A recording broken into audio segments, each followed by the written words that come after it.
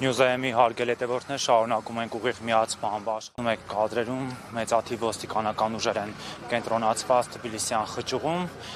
դատարան տանող ճանապարհին եւ այստեղ երթևեկությունը երկկողմանի կաթվածահար է հիշեցնեմ որ հակակոռուպցիոն դատարանում ընթանում է Սամվել Կարապետյանի ապօրինի կալանքը երկարաձգելու հարցով դատական նիստը եւ բազմաթիվ քաղաքացիներ հավաքվել են դատարանի բակում իրենց աջակցությունը հայտնելու գործարար բարերար Սամվել Կարապետյանին զուգահեռ ինչպես նշեցի ոստիկանությունն է ուժեղացված ծառայություն իրականացնում նշված վայրում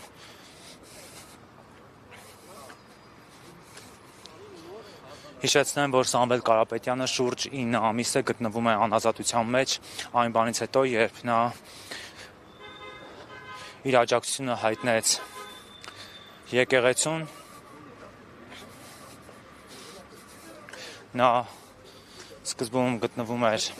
ԱԱԾ մեկուսարանում, իսկ վերջին մի քանի ամիսը արդեն գտնվում է տնային կալանքի տակ,